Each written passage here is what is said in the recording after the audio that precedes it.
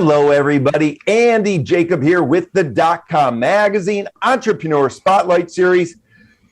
I have a great show today. You know, we always talk about technology, and we always talk about smart technology, obviously.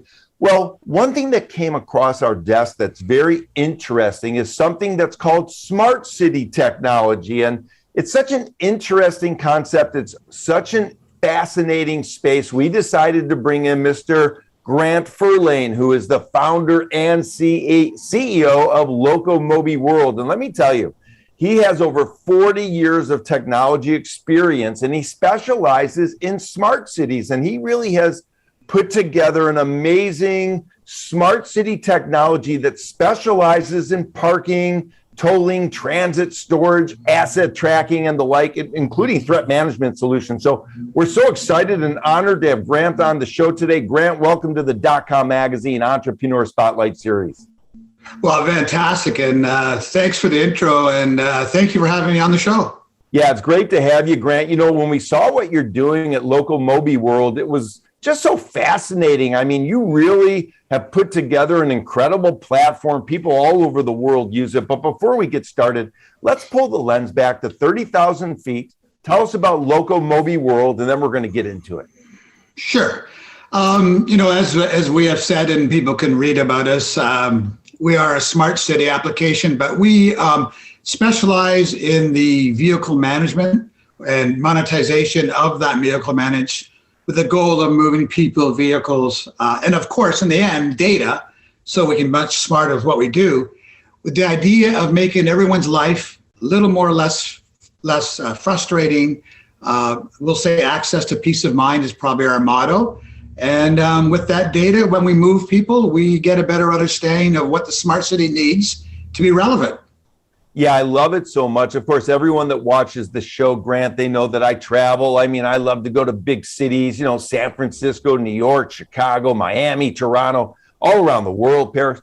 And one thing that's, you know, so interesting is you have to park your car somewhere. And when we go into these parking garages, a lot of people don't know that the parking garage is no longer just an old-fashioned parking garage. It, in of itself, is a smart city. So let's talk about that and how LocoMobi World is involved.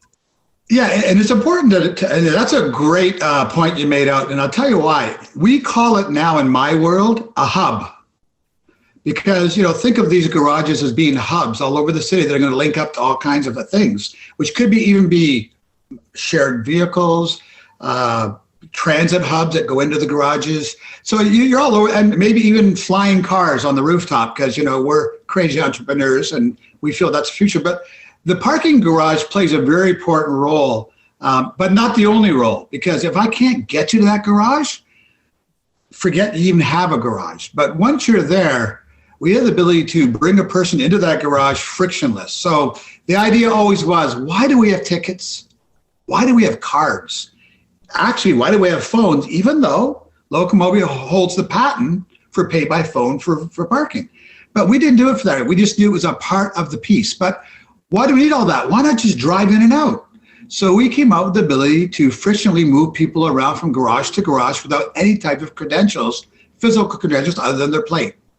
And that's kind of, so when you're in that garage, doing two things. It's identifying you're there. It's now has the ability to offer you services that might even not have to do with parking, and it provides valuable data to the city and that building of who you are and how can they best handle what your needs are. Yeah, it's interesting, Grant. I would imagine the hubs that we call them now, they love it because, you know, you're living in a world and your vision is really where the hubs are fobless, really cashless, and employee-less. And I would imagine that saves a lot of money for the parking management or the hub, you know, management solution providers. Well, it's funny you say that, because you could look at that in two ways. We can be a parking manager's best friend or worst enemy, okay? So people who grasp the future get it, like you just said. We don't go to bank tellers anymore. I mean, we don't do any of that stuff, not because they're not nice people. We don't want to, plain and simple. We have better things to do. So we want to get in and out of places. We don't want to have to pull out our wallet, even if we don't have to, pull out our phone. And we'll talk a bit about the future of the phone maybe later on, because, you know, as we're more into the wearable side of the industry now. But Yeah, so this is how we look at it. In boom times, everybody loves technology, right? If we all got lots of money, I got to have the best. So we do great during that time. But we do even better, I hate to say it, in bad times. Why? We have to automate. We have to cut costs. But once people do it, they go, why didn't I do this from day one? It doesn't mean you can't have a person walk around shaking hands.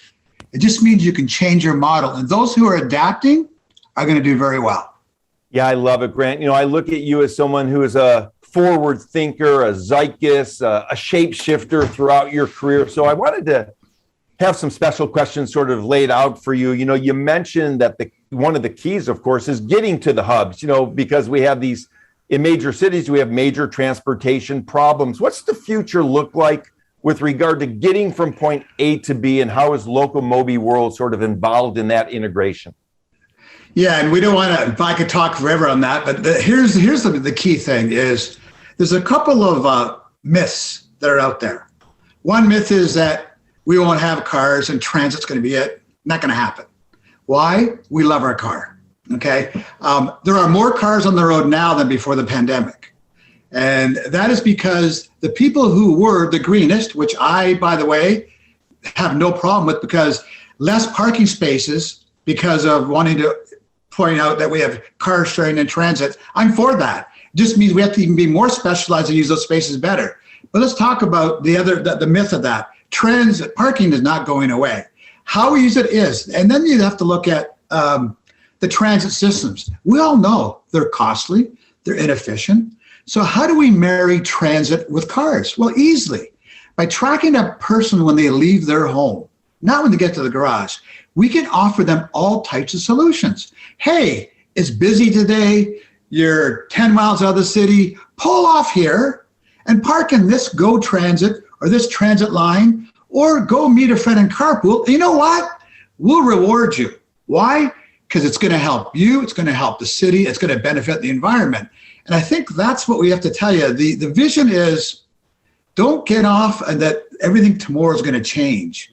Have a platform like ours that was built from the cloud down, which we're the only ones that ever did that. So when I started, I built a cloud when there were no clouds, and not trying to build up and tack on old tech. So be ready for, you said what's going to happen in the future. I don't know if any of us can predict that. What I can tell you, it'll be frictionless. It'll be seamless. It will have Metaverse. It will have all those things that we now expect. The young generation is smart. They expect more. And if we're not willing to look at that and be open to that and don't have the hooks in your platform to adapt to that, it's going to be a challenge.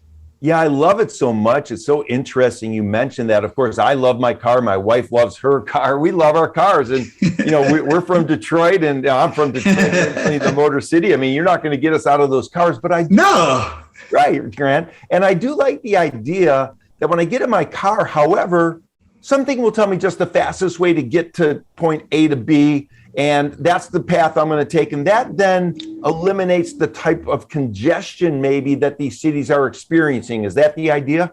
Absolutely. And you know what's funny? So there are lots of people who do parking applications. There are lots of people who do transit. There are lots of people who do pay by phone.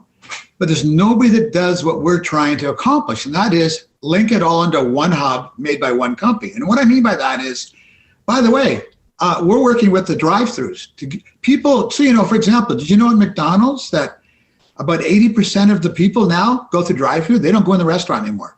Now, yes, we know it started it, COVID. I get it. But the fact is, now people are saying, I kind of like this. I don't want to get out of my car. I'm just going to zip through, get my stuff. Or I'm going to have curbside. And we do that as well. Now think of that now. So all of a sudden, we've created a new technology called the future of restaurants is going to be self-monetized by drive-through and curbside. But guess what? No one made any software for it. No one knows how to get people through faster. Well, that starts again the minute you start your journey. How can I do all these things and get to my final destination efficiently? So, like I said, I think you have to have transit.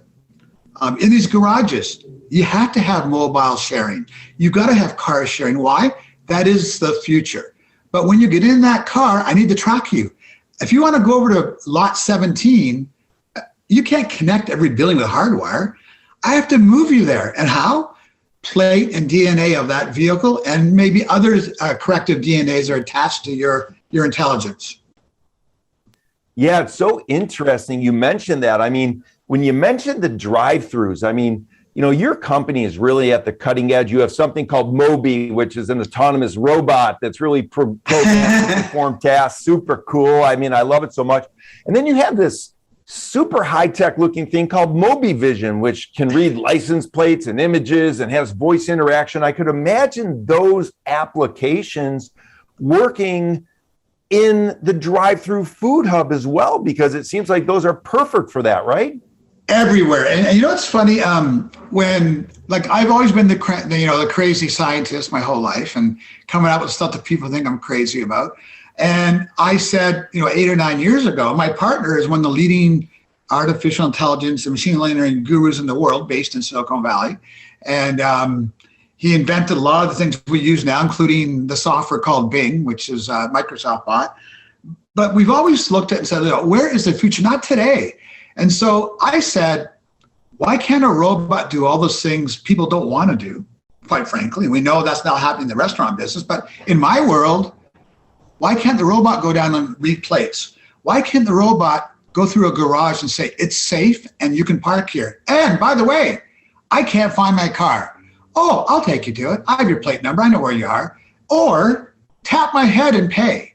So then it got to, well, why can't I go through the drive-through and talk to people? Tap and pay in advance. And then that led to, of course, I said, okay, so we realized we're going to have a Mobi robot in every corner.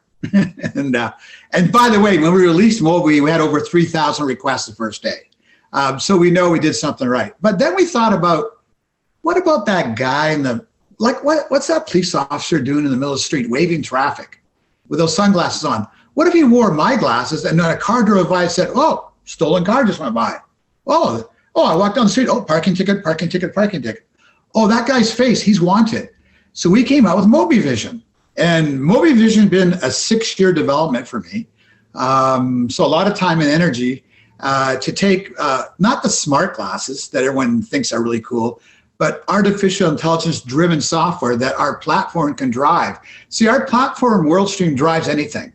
So if you want to add a smart car, I don't care, I'll drive it, because it's all about the platform, which takes all the time. So MobiVision, we see every security person wearing it. We see people walking. I could wear my glasses and walk up to you and say, it'll tell me before I even talk to you, wait a minute, I was supposed to phone him last week. Oh, wait a minute.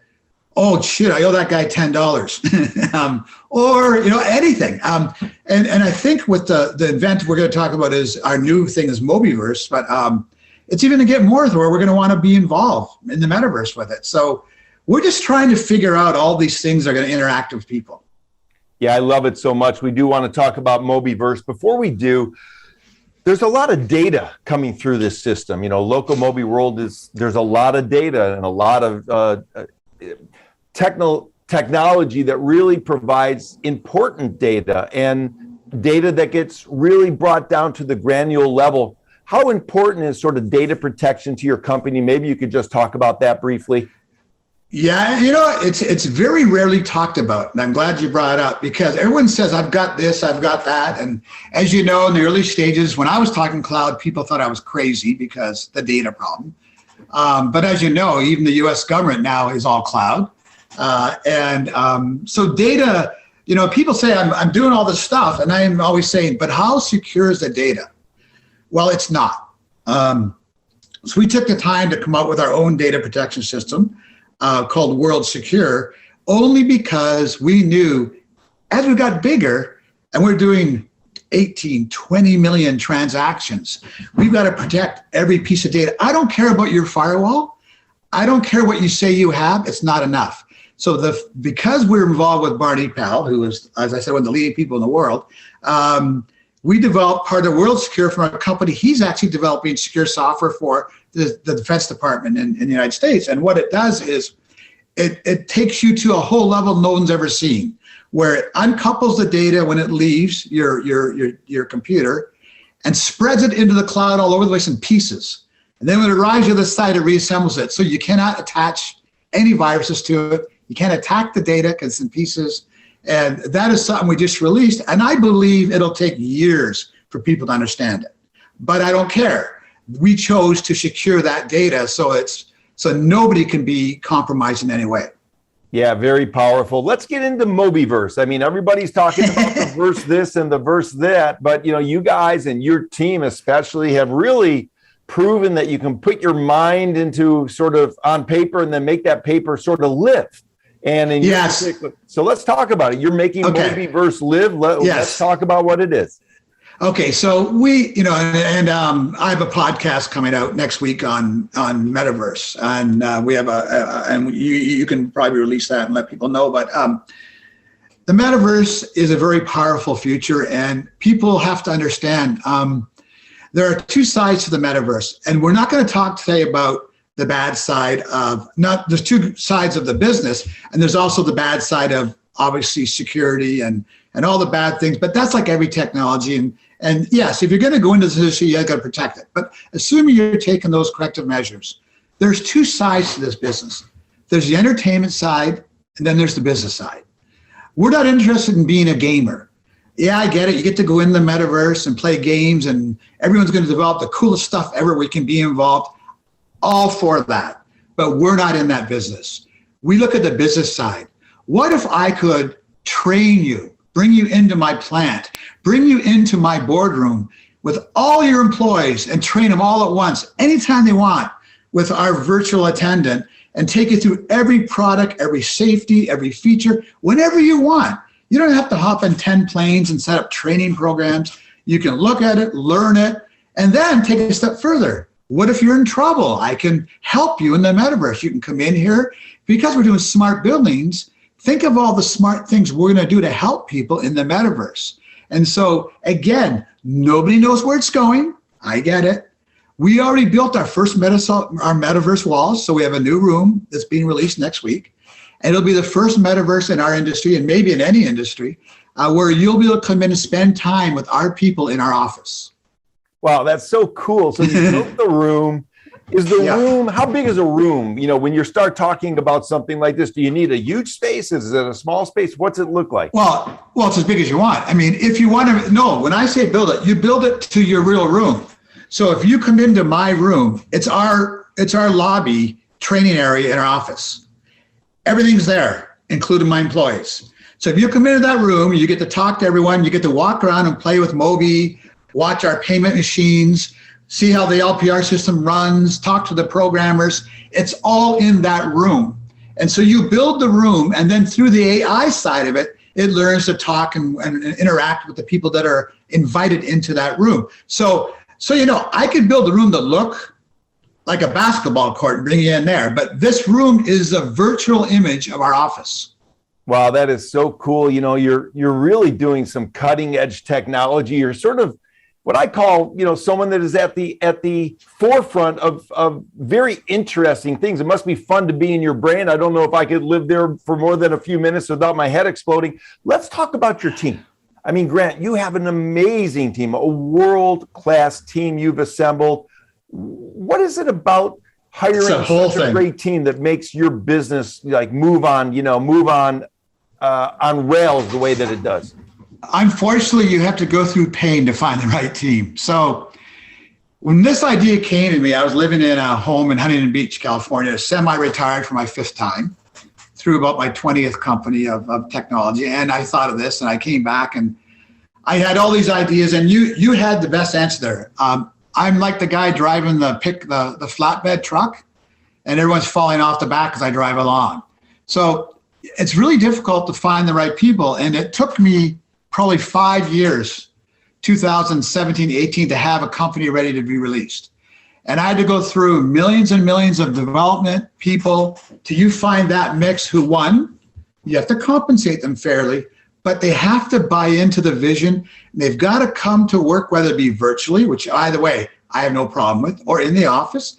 They have to believe in what you're doing beyond just earning a paycheck. And I'm going to tell you, that's not easy. But we have assembled probably the smartest team there is. Yeah, there's no doubt. Yeah, the roster is incredible. You read up and down the roster on the website. It reads like a who's who, and congratulations on putting that together. Before I let you go, and I know you've only cut out a certain amount of time today, thank you so much, by the way. I want to get into entrepreneurship. You know, we have some younger entrepreneurs watching the show. You've been through it. I mean, you've been semi-retired 5 times. You know, you've bought and sold companies, and, you know, you've been through it. For the younger entrepreneurs watching the show, Grant, what could you say to them if they're hitting a tough time? What's it take to get through those potholes in the road? What's it take to get through, you know, over those walls and keep on pushing? Well, okay. It's very difficult, but an entrepreneur is not a person who borrows a bunch of money and opens up a store. Okay. An entrepreneur who is the guy who's prepared, like I did, to sleep in the car, to go through that thing. Okay. And let's not use that word too loosely. Okay. So I tell all entrepreneurs, and I get calls, probably 15 messages a day. Okay. And I say to them, look, if you have the vision and you have the right people to work with you, don't give up on what you're doing, but you have to have the ability to make that right-hand turn. As you guys know, Uber didn't start out as an Uber. Lyft didn't start out as a Lyft. Everyone made a right-hand turn from a technology and saw the opportunity. Number 2 is, when you go out to develop something, I don't care how smart you think you are, surround yourself with seasoned advisors to your board. Not board members, but guys that have been through it and will help you make the right decision, and not finance guys, okay? And number 3, on finance, don't bring in a bunch of money so that at the end of the day, you own nothing. Find ways to keep your company. And so, unfortunately, I'm going to rub some of the venture cap guys the wrong way today, but the fact is I own my company, okay? When I sell it, I won't own 3%, okay? And that is the truth. So find a way to get you to your goal. If your goal is to exit owning 3% of it after you develop this great technology, or your goal may be to never exit, then that's fine. But if your goal is to make a great company and own it and build it, then that part of your plan really has to be is, who are you bringing in to work with you? And there are thousands of great tech people out there, obviously a lot of them based where you are in San Francisco, that are more than willing to help these companies get through. In fact, I'm building a tech hub in Niagara-on-the-Lake, which is we'll call it the wine valley of the North, or and it's going to have startups and that will have no fees to learn that they really want to build their company, because that's what it's all about. But it's a tough road. Anyone that thinks it's easy, but it's so rewarding. That's what I'll tell you. There's nothing better. I love it. I love it so much. And I agree 100%. Before I let you go, part of your career, part of your journey has been giving back. You're a big believer in that. You like to give back to the community. You like to give back to the people that have provided for others. How important is that giving back to you in your personal journey? It's more than work. So that dates back right to when I was in my 20s, and I helped raise a lot of money to pay off some hospitals' mortgages in Canadian Neurological Society and Center for Ability for Young Kids who get hurt in accidents, and all the way up to my new charity I've had for the last 5 years for neurological challenge in the area of Down syndrome. And I've partnered with the people in the States, and one of the Kennedy family people also I'm good friends with in New York and now in Boston. It's the most important part, to put a smile on someone's face. Are you kidding me? It's nothing like it. So I spend a lot of time in charities. And by the way, our initiative this year in my charity is to find technology to better help challenge people to live on their own. Wow, that's beautiful. And that's what the world needs, more people doing things like this, and you use your expertise in technology to change people's lives. I love it. Listen, I'm going to bring you back on the show. We're going to talk about entrepreneurship for the full 30 minutes. I mean, you could give a full, Harvard MBA about that, for our audience. And I loved it. Grant, this is amazing. What you're doing at LocoMobi World is incredible. You've You've brought over 40 years of technology experience, really specializing in smart cities. What you're doing with the MobiVision sounds super interesting. The World Stream platform is a leader. You've got the hub wearables as well, and you've got a great team. So what a great package. I'm so happy to have had you on the show today, Grant. Thanks so much for coming on the .com Magazine Entrepreneur Spotlight Series. Thank you very much for having me.